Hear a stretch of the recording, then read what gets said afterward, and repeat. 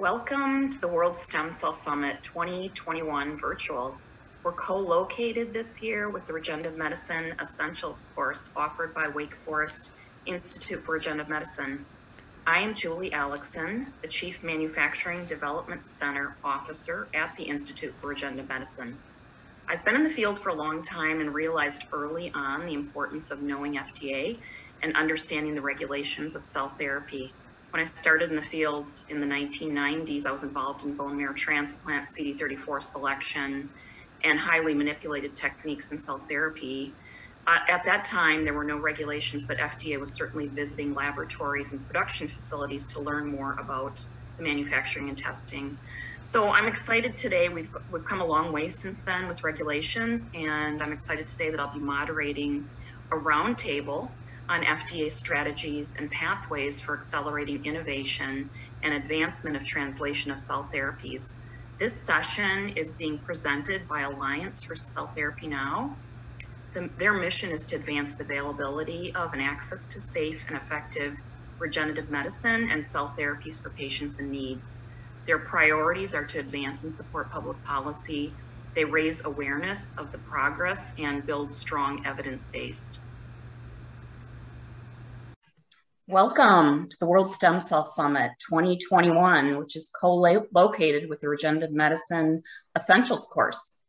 Today, we're going to be talking about FDA strategies and pathways for accelerating innovation and advancement of translation for cell therapy. This session roundtable is being presented by Alliance for Cell Therapy Now. Their mission is to advance the availability of safe and effective regenerative medicine products and cell therapies for patients in need. Their priorities are to support public policy, raise awareness of regenerative medicine, and build a strong evidence-based. I'm joined by my two esteemed colleagues in the field, Dr. Peter Marks. He serves as the director for the Center for Biologics Evaluation and Research at the Food and Drug Administration.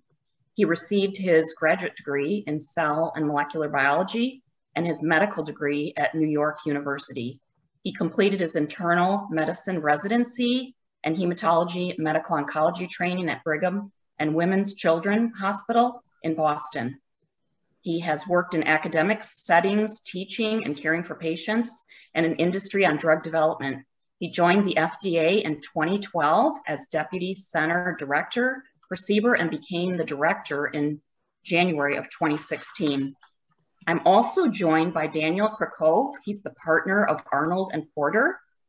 Dan is the co-chair of Life Sciences and Healthcare Regulatory Practice, which was recently named the top healthcare practice in the county by Law 360. For decades, he's been one of the foremost Food and Drug Administration lawyers in the country, and his expertise is critical in regulatory matters that have been widely recognized by several publications.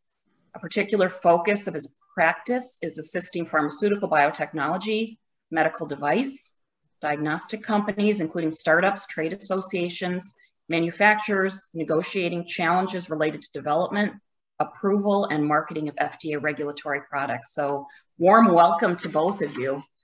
I guess where I'd like to start is back in November of 2017, the FDA had regenerative medicine policy framework that came out that was very helpful with a lot of guidance documents and talked about how we can really tell the difference between what products need to be registered and followed by GTPs and what products need to go to market approval and require GTP and GMP. Since that time, we were given a discretionary period for enforcement, and that's coming to an end as of May 31st. And so I guess what we'd really like to understand is, as this extension is finalizing at the end of the month, can I ask, are you seeing any impacts or do you foresee any exceptions to the enforcement policy going forward with patients' unmet needs? Maybe Dr. Marks, would you like to start on that one? Yeah, sure. Thanks very much, Julie. So, let me just start by saying the additional 6 or so months that were added on to because of COVID-19, gave people about 3.5 years to know what was coming in terms of the end of our period of enforcement discretion for either getting an investigation new drug application in place or having a biologics license application submitted. We have obviously had some sponsors who have come in and have worked diligently towards having those things happen. Obviously, there's been a little bit more interest more recently as people realize the deadline is occurring. But we don't intend to have exceptions, and in particular, there won't be exceptions to allow products that would require a license to continue to be marketed in the absence of a license. We are obviously willing to work with people to help get INDs in place. We've made it clear that for products that meet the criteria, we're willing to have products made available under IND with cost recovery. But we really do need to move to a place now where people are actually either studying their products under IND or moving towards submitting data for a biologics license application, or just moving the products from the market if they're selling them and they're not doing either.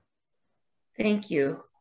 Daniel, did you want to add anything to that from your I mean, I could just give you the perspective from some of the folks in industry that I've dealt with in terms of reacting. I mean, in general, I think it makes a lot of sense. I mean, you don't want products out there that are not proven, and there needed to be a in terms of FDA application of FDA standards in this area. I think we are likely going to see some blowback because I think there's still folks out there who don't realize what is going to hit them. And I think there's also some lack of clarity in terms of, to the extent companies have products out there, what should they be doing? Should they just stop shipping? Should they recall products? Things like that. And the practical matter is many of those products are not going to return. They're not, they are not necessarily worth the investment that would be required to get a BLA. And I think we're going to see some, disjunction in the market in terms of patients who feel that they want access to these products and are not going to be able to get access to them.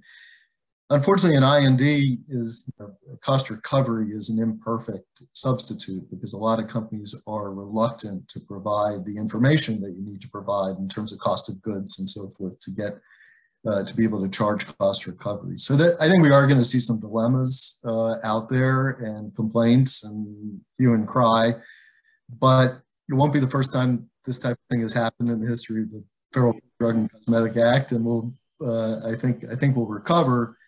I'm hoping CBER shows sufficient flexibility in terms of those products where there is a genuine potential patient need despite the lack of licensure. So we'll see how it plays out. It's going to be interesting.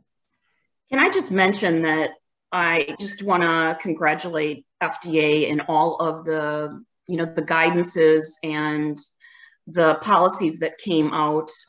There was a lot of different things that you did to be able to help people to move to enforcement. And one of those was the TRIP. And that really allowed people within a short period of time to understand which pathway they have to be in. And I know at this point they should know that, but is that something that's still ongoing? Can you just tell me if the TRIP is still, or is there another way? I know it's honestly really too late, but for those people that say, I just need to get that information, what would they do? There are essentially a couple different ways people can get that information, but TRIP has ended. The tissue reference group is still open for business and people can submit requests to the tissue reference group. Alternatively, they can submit a request for determination. The difference there is contacting the tissue reference group is non-binding, whereas request for determination, once the agency issues something, that is binding. And alternatively, people can come in and request a meeting, such as an interact meeting, a pre-IND meeting, to discuss how they want to proceed. That's good. Thank you so much. There are a lot of different pathways. I've had to deal with other centers in FDA, and I do realize that CBER has a lot of opportunities to be able to speak to you and get your feedback. So thank you for that. As we look at some of the policies that went into place with the 21st Century Cures Act, one of those was the RMAT to accelerate regenerative medicine products. And I know that you've given updates before, but I'm wondering if you can provide just an overview of what FDA's experience has been with that RMAT framework. And do you think it's achieving the goals? Does the agency have the necessary resources to fulfill the goals of the program with the being able to expedite regenerative medicine and or cell therapy products?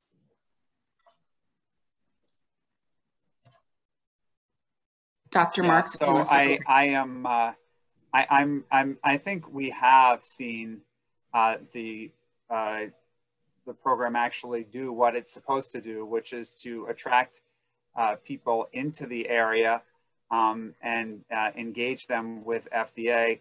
In fact, this year was kind of a transition year where the number of regenerative medicine advanced therapy designation requests actually finally exceeded the number of breakthrough designation requests that the center received.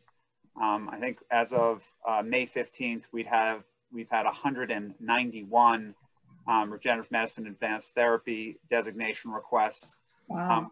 Granted 63 of them. I think there are about 7 or 8 pending. So that gives you an idea of the rough percentage. Roughly, we're running a percentage around in the 30s of granting these, and it's very close to the percentage that both the Center for Drugs and the Center for Biologics have for giving breakthrough therapy designation, perhaps just a little bit higher than for breakthroughs, at least in our own center. And I think we've had good engagement with those who have used this pathway. We've had the first approval of an RMAT designated product. Now it happens to be a CAR T cell product, but it's still, we expect others to come up through this pathway soon. I think this will be it'll be exciting as we start to see products actually make use of the expanded authorities, for instance, in how to fulfill the accelerated approval, post-approval requirements when people start using some of those capabilities. So I think this is, we haven't actually used, it's like having a car and not using all of the buttons on the dashboard yet. So we'll hopefully start to use some of those and see what happens. Okay, before I move to Daniel, I just want to say that the FDA's been pretty amazing during COVID-19. And when you look at expanded access or emergency INDs, I mean, some of these cases, they've responded in an hour, which that's really why we kind of ask, you know, are the resources there? Because you and your group were phenomenal in the responses for the pandemic. We were so impressed by that. So I guess that is a big question in everybody's mind. And maybe as the COVID, you know, the pandemic winds down, maybe you'll have those resources back in to help with the other programs. Yeah, so I should say that what we've been doing over the past the past year plus now has been essentially moving resources to essentially plug the need as it's come up. I mean, we had convalescent plasma rain down on us. We've had cellular therapies, hyperimmune globulins, and obviously the vaccines, that different topic than today's, but it has kept us extremely busy. We have been in the process, obviously, of trying to staff up on the cell therapy and gene therapy end of things. We were behind before we were going into COVID-19, and the COVID-19 luckily has allowed us to move people a little bit. And also we've not done so badly being able to continue to staff up, nowhere near where we need to. But contrary to some of what I was a little bit worried about, that we would actually have losses, we've actually made modest gains in hiring, and hopefully that will continue as we come out of the pandemic, because this really will be an area where staffing up is critical. Because I think one of the things that particularly becomes important as we end enforcement discretion is that sponsors of regenerative medicine products will need feedback in as near to real time as they can get it. Yes, it may be a few weeks they can wait, but waiting months for feedback for companies that are working on venture capital, it doesn't work, because for 3 to 4 months of waiting for a response from us means that you could have burnt through a lot of cash, and we're aware of that. And so we realize we have to get that as a priority to get better at. Right now, I'm the first to admit I'm not particularly happy with what has become our standard response times for getting back to people during COVID-19, but that's just because of how thin we've been spread on top of where we started. But it would be nice if we can get particularly our more informal feedback down to more reasonable times. Thank you for recognizing that. That is important, and not only the industry, but academia as well. So thank you. Daniel, did you want to talk a little bit? Have you had any experience with the RMAT framework? Yeah, we have been advising clients on it, and it's a great framework. It makes total sense. If you are tightening up on the industry, you need to provide opportunities for them to go down the right pathway. I do look at the numbers in terms of the products coming along, obviously not just stem cell, but gene therapies and so forth. And I picture this sort of massive wave washing over white oak. And it's going to be a real challenge. And I think the upcoming user fee reauthorization is going to be really critical to ensuring that the agency has the resources it needs. I'm hoping Congress recognizes that need fully, because again, staffing is going to be critical, but you have to have the resources overall, and that's what the next 5 years are going to be critical. Thank you.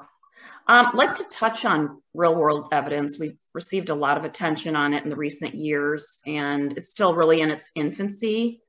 But how do we anticipate FDA's policies evolving in the coming years to use the real-world evidence, either externally or synthetic control arm in promotion, et cetera? Dr. Marks, would you like to start with that? Yeah, happy to give it a try. Clearly, we've had challenges of using real-world evidence for initial approvals. It's for a variety of reasons. The challenges that go along with trying to gather rigorous data. But I do think we'll start to see real-world evidence used exactly as you say to gather control arms for studies. It may also be a very important part of what happens in the post-approval setting, because there it's possible that gathering data may allow, much as it does now, label expansion, confirmation of benefit, et cetera. So, I think we have not really explored how far real-world evidence can take us. What we've seen in the pandemic is what can be done. And I think we can see that real-world evidence, when you have certain types of endpoints that are clear, crisp, easy to measure, they can actually be quite powerful when collected. I think where it falls down somewhat is when you have complicated endpoints and you're trying to you're trying to get a sense of something that is not as well defined, then real world evidence doesn't work so well. Just as a quick example, we know oncology has used real world evidence for a while, and it's because oncology endpoints such as alive, dead, or in remission or relapsed are relatively straightforward. National marrow donor programs been able to use those, and they've gotten tremendous mileage out of them. The problem is when you have more subtle things such as decline in some neurologic scale over time, much more challenging because there's provider to provider and even intra-provider difference, in how those are scored, and it's just hard to collect those and have those be meaningful the same way. So I think we're really still exploring how far you can get with real world evidence based on what we have. And it's possible that, things like wearables, data collection in home using metrics that are more accurate may help with that. Thank you. Daniel, did you want to add anything to that? I completely agree. I do think that COVID sort of accelerated a lot of things in the clinical trial world and the data development world. And there's a lot of retrospection around what was done right and what wasn't done right during COVID in terms of collection of data. And there's going to be a lot of learnings from that. I think we're in the early days of real world evidence, but it's inevitable as we build these bigger databases of better quality data, it's going to have more utility. I'm already seeing a lot of activity by companies using real world evidence to supplement communications relating to products, provide more color on what's the real patient experience, and also to FDA in the review process. So I wouldn't discount the sort of incremental role that real world evidence is playing already. And I think it's just going to be an incremental progression over time until we're seeing it's a regular part of many, many filings and many, many approvals. So I think it's just going to take time as the quality of the data and use of the data expands and becomes more regularized. But I agree with everything Dr. Mark said. So there was a silver lining with the pandemic. I always like to think about the positive. Yeah, so many negatives. That's right. Yeah. So FDA recently sent its first letter to a company regarding alleged failure to comply with ClinicalTrialsgov requirements. Obviously, transparency in research is an important issue. Where do you see FDA's future policies heading with respect to transparencies in other areas and respect to this response for the clinical trials? Dr. Marks? Yeah, we're clearly, ClinicalTrialsgov has become, it is a behemoth. It is massive now. It is very challenging. It's not something that we can go through. Some people, the most important thing people need to realize is that it is really mostly an honor system, right? And because we cannot patrol that to make sure that the trials are exactly as they say they are. And there is a fair amount of challenge right now in terms of, even when you go through, understanding what are absolutely trials under IND versus not under IND, but should be under IND, and all combinations and permutations. We will continue to try to work towards maximal transparency there, just like we will try to make sure that people are very transparent about what they're doing with regenerative medicine therapies when they're using them, hopefully under the appropriate IND and under the appropriate institutional review board approval. So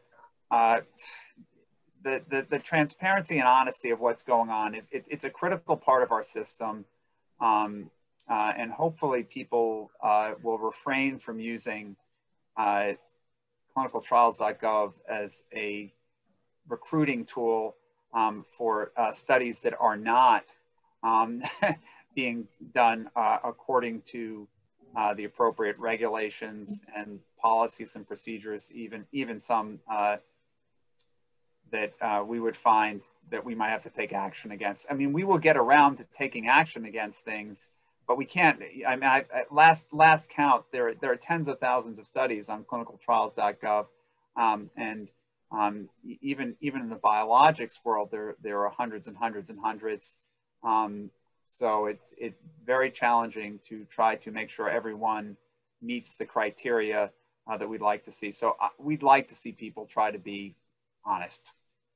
Yeah, it's a challenge because a lot of people are pulling data from that, and until we really get a marker on there that says it's IND approved or under an IRB or, you know, a different regulatory agency in a different country, but it's really hard to be able to pull data from that. So thank you. Daniel, did you want to add to that at all? Well, I mean, it's an interesting debate that, you know, the transparency debate more generally that's been going on for years about things like complete response letters and so forth. And I would expect in this administration that we're going to see more of that. I do think it's interesting that I'm seeing FDA speaking out more and more when they see companies out there mischaracterizing or characterizing data in a particular way that FDA disagrees with or thinks is not necessarily in the interest of patients, particularly for those areas where patient groups are really, you know, on top of things. And I'm wondering if that's going to be the wave of the future, given it's very hard for FDA to say don't speak to manufacturers these days under the First Amendment. But FDA can speak all it wants, within reason, actually. They can't disclose certain things. But I'm wondering if we're going to see a lot more of FDA not simply taking enforcement, but actually saying, we see what you're saying out there, we disagree with it. And I can tell you from the perspective of someone who represents clients, that can be a very, you know, that can pose a lot of discipline if FDA is willing to speak out on data. So I thought that was a very interesting development, FDA speaking up in that way. Yes, so Julia, maybe I think this is a great conversation to have, because I think what you bring up is exactly right, is that because, I mean, I think it's a wonderful thing that patient advocates are getting so involved, and I actually really encourage advocacy groups to speak up. I mean, we don't always agree with them, but oftentimes we certainly agree with the advocacy part, right? You know, that that they are there to try to bring a better care, better drugs, biologics to those in need. And what has become clear is that sometimes it is possible for companies to put out there, and it's a First Amendment freedom, their interpretation of data, which we sometimes have realized, without going to any specific company, don't at all meet the standard. Or essentially, to use a legal term, they do violence to our statistical standards. That is trying to say that something has statistical significance, imply that it has statistical significance when it does not. Or to take something that doesn't have statistical significance and say it in a way as if it might be interpreted that it could. And that creates very awkward situations for us. And you'll see us speaking out when these patient advocacy groups get very vocal, particularly when they start to go to Congress and others, and then we start to have tremendous pressure to do things at FDA where we're very comfortable that we are not missing the point. And what I mean by that is when you see us speaking out about something, when you see these commissioners' findings, it's done only when something has been egregious. We're not going to do this for something that's borderline. If it's just, you know, if somebody gets a p-value of 0.005 by their method and we get 0.06 or 0.065 by our method, you're not going to see us arguing over those things. Okay, that's just not where we want to be. Because it's not, we don't want to be in a place where somebody could say, well, you know, this is a matter of interpretation. We're going to be doing this when it's really quite blatant. and it's not something we relish doing. We really don't like doing it. But when we have to, we will. And I do agree with you, Daniel, that it really makes a difference, because hopefully it will tone down people's their tendency to sometimes overblow results. Thank you. So I just recently saw FDA's strategic plan 2021 to 2025, and I was excited to see that it focused on not only the skilled workforce, which is huge for regenerative medicine right now as there's a large shortage, but also harmonization with other regulatory agencies. And I think that this is critical moving forward. Can you discuss any ongoing efforts related to international regulatory harmonization in the cell area? And maybe you could just give a comment on the skilled workforce in that plan, because that is very important for our field to move forward.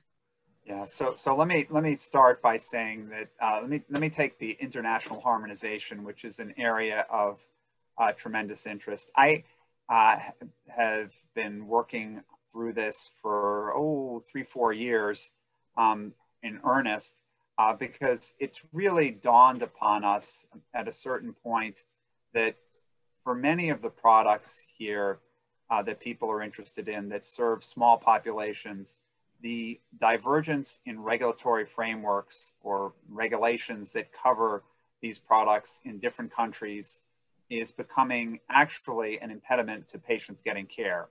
And what I mean by that is if a therapy is available in the United States to treat a rare disease, but it has to go through some additional study in another jurisdiction, and that study costs significant dollars or whatever the local currency is, manufacturers may not take it there. And then that population is deprived of that, and vice versa. If we have regulations in the US for these smaller populations that prevent something from coming here. And so we started a couple years ago to work with other regulators and ultimately with the World Health Organization towards bringing together regulators with the goal of trying to find in the cell and gene therapy space places where we could harmonize and potentially come to agreement. I don't know that we'll ever reach the nirvana of perfect reciprocity, but it would be nice if we could harmonize somewhat, particularly so that products that are really serving relatively rare populations are able to get onto the market, to get to people more easily. That would help. It would help sponsors, obviously commercially, but it would also help people in need, which are not getting access to products simply in certain locations because it's just the juice for the companies is not worth the squeeze. And so hopefully that will start to move again. It was a casualty of COVID. The last international meeting I went to was in Geneva on this topic in February of 2020, and things really have been kind of fallow over the past year, but we actually are moving again, and hopefully we'll get there. The workforce issue obviously is a critical one with training and getting people involved in this area, and there it's really it's an ecosystem issue of not just the U.S. But globally getting people interested in this area, which I do think is, over the next years will bring us more and more of our major advances in medicine. Thank you. I appreciate that. I'm looking forward to, if we have a highly complex product, that maybe, like you say, one at a time, we might be able to look at how we could meet the standards if we wanted to do a multi-center clinical trial, for instance, here and in Europe, where maybe the GMP requirements are a bit different, and how could we come to some agreement, especially with these rare diseases. So yeah, thank you for that. Daniel, is there anything that you wanted to say in nothing significant, but I would add that there's a lot going on the inspection side of things in terms of mutual recognition as well, and that's important. And under COVID has become even more of a focus. So I anticipate we'll see some activity there as well. Yeah, I actually think that Daniel, thanks for mentioning that, because until now, prior to COVID, we were on kind of a slower track towards coming to international harmonization on and mutual recognition on cell and gene therapy inspections. And I suspect that COVID may start to move that along somewhat. We were, drugs were kind of in the first wave, and protein therapeutics kind of in the next, and then cellular and gene therapies in kind of following along. But I suspect we'll see some acceleration here, which, if it's able to help us use our limited resources more efficiently and get products to people safely and efficiently, that's a great thing. Thank you. So FDA, I think one of the ways that you've helped us so much is to bring out a lot of guidance documents. And I feel like there's been a lot that have come from CBER since 2017. So thank you for that. Is there anything that you'd like to discuss in particular? I know there was, as we talk about rare diseases, there was a guidance document about rare disease, and I think it finalized, or maybe it's just in the draft. Do you think you could talk about that just a little bit? So the rare disease guidance is final. And I think that was just a broad guidance to try to handle a lot of different diseases that fall into the rare disease category, which are literally thousands. Ultimately, you'll see us over the next years try to focus in on key areas in manufacturing and potentially specific diseases where we have something to say. I think we don't want to issue a guidance in a particular area, a disease-specific area, unless we really have something to say in that area that will make a difference. That's why we have the rare disease guidance. If we have something to say around the specific type of area, for instance, neurologic diseases, we will issue one around the specific disease area. And clearly, I think on the manufacturing and some of the more cutting edge technology, such as genome editing, I would stay tuned because there, again, I think sponsors are looking for guidance in those areas and will be probably looking to fulfill their expectations. Thank you. Can I just ask, so different centers have different requirements. And as you move through the path, the CBER has so many pathways to be able to speak to them and discuss. But one of the pathways, the PreIND, only allows one opportunity to speak to the organization. And sometimes we have sponsors or investigators, especially in academia, where they go back and redesign the whole trial, and they want to be able to get FDA's nod to say we agree or we don't agree before they put the money into maybe a large animal model that would be very expensive. Are there any opportunities for FDA to look at that? I know with the resources and everything, but I just feel it would also be helpful for the investigators. Yeah, you're bringing up a very valid point, which is that, and this goes to what I was acknowledging, which is, if we can get additional, as we staff up, this is a very valid point of where this concept of one pre-IND meeting is done right now because of an allocation of resources. But it clearly doesn't make sense because our goal hopefully is the same thing as the developer's goal, which is to do it right from the first time. And providing additional feedback gets us there. That's a really good thing. And I actually think it's a nice thing if somebody wants to come back and talk to us again. So hopefully we've heard that from enough different sponsors, enough different channels that it's something that we'll take back and we will look at. It's part of something we're doing right now overall in the cell and gene therapy space, which is trying to look at our customers around the end users of what we do in the Center for Biologics, and particularly in this area of cell and gene therapy, and see what we can do better to help accelerate this field. I do think we're at a really exciting place where we have a unique opportunity that if we nurture things particularly well, we can help accelerate things in a way that will have an outsized impact. So points all well taken. Thank you. Daniel, did you want to talk a little bit about maybe some of the important paths that you've provided for your clients?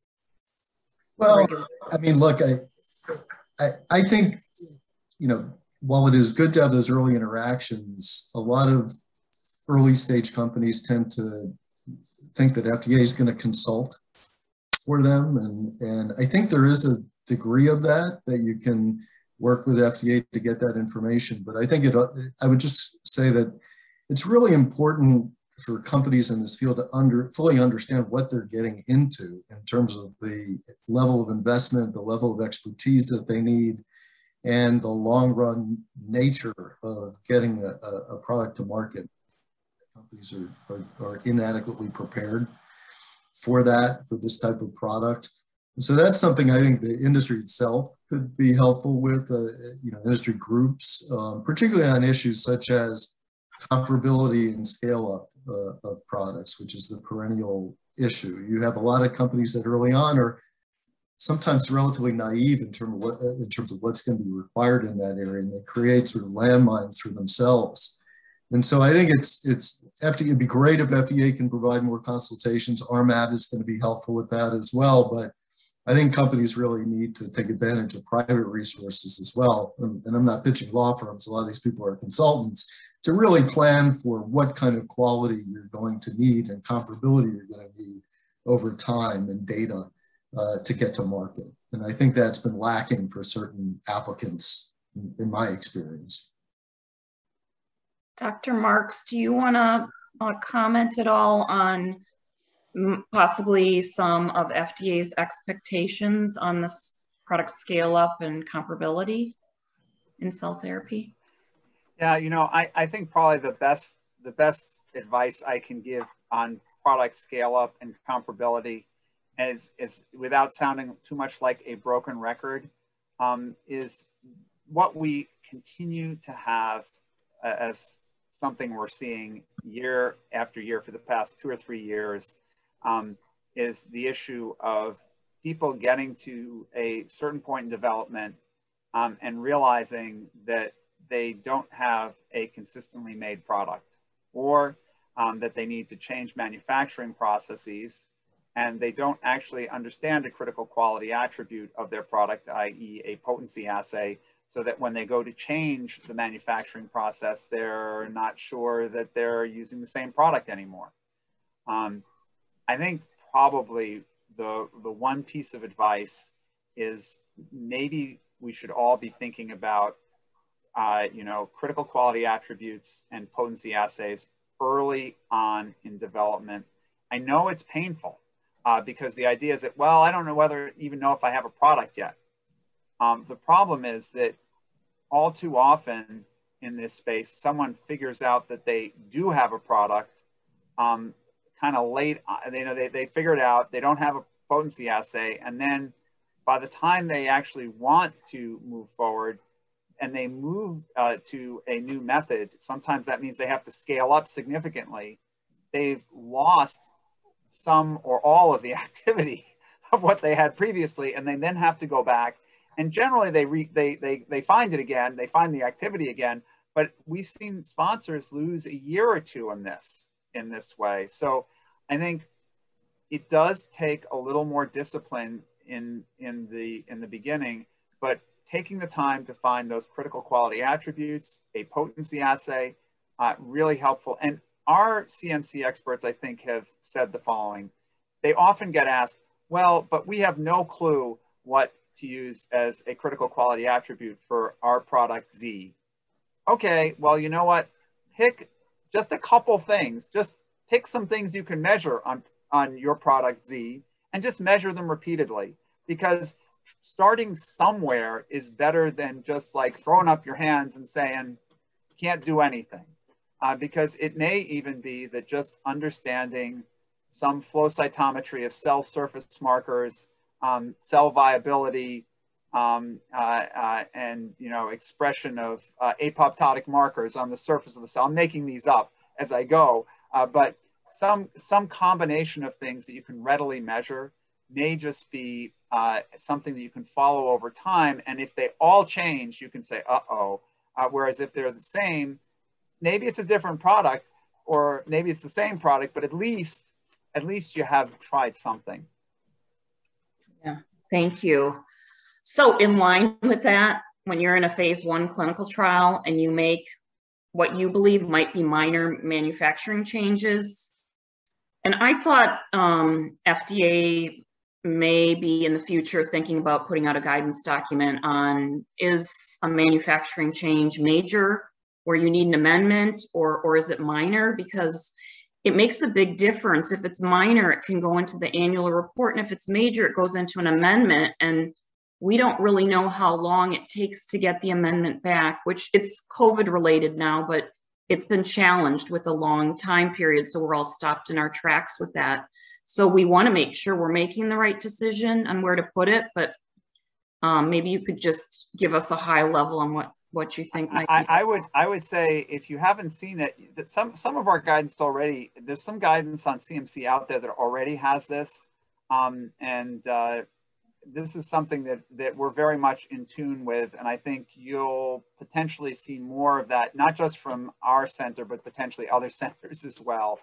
How to categorize manufacturing amendments. That's great. Daniel, did you have any comments on that? Nothing further on that point, thank you.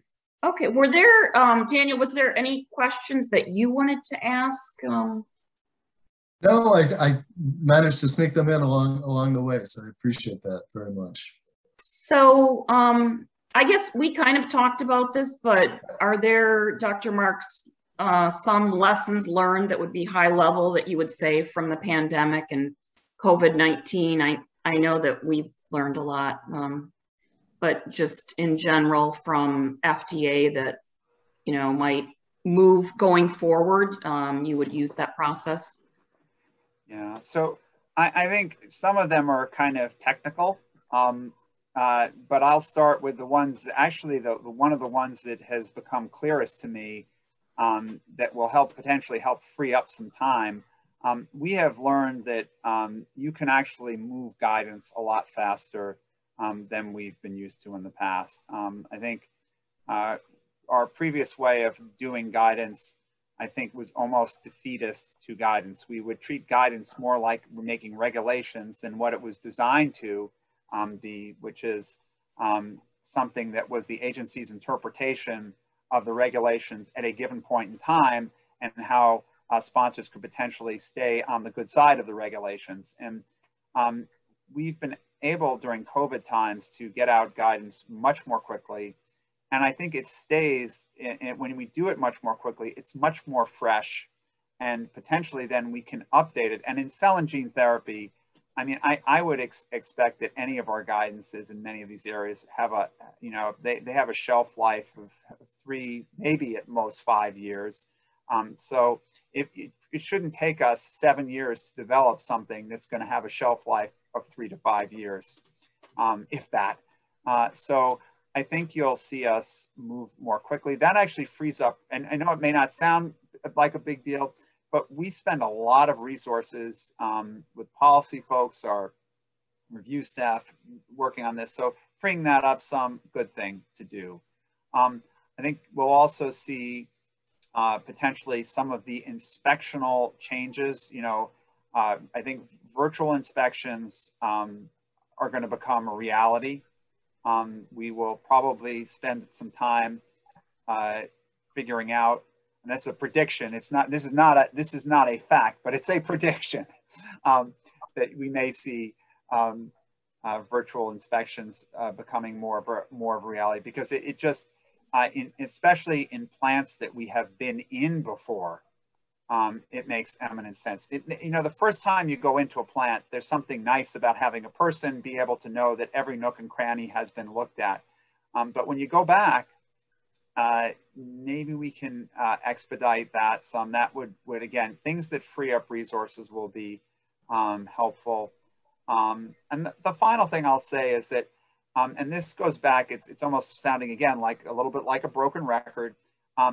We've seen during the COVID-19 pandemic how much early consultation with the agency has meant to vaccine developers, cell therapy developers, other developers. And so being able to facilitate those type of early and ongoing communications is probably an important thing coming out of this. Thank you. We appreciate that. The guidance documents are so important as it gives us clarity on the regulations. So we really appreciate that. Daniel, are there any last words that you wanted to say? No, I think what Dr. Marks was saying was music to my ears in terms of the path forward. You know, I think there's going to be a lot to do over the next year, including getting these EU aid products approved. So it's a big job, and you know, I think there's a lot of moving parts right now, and it's going to be critical. So I'm happy to hear of all these initiatives, despite COVID. So Dr. Marks, thank you for keeping the ball moving in a difficult time. Yes. Dr. Marks, is there any last comments that you wanted to make? You're on mute. Yeah, if I can get off of mute. Sorry. It's okay.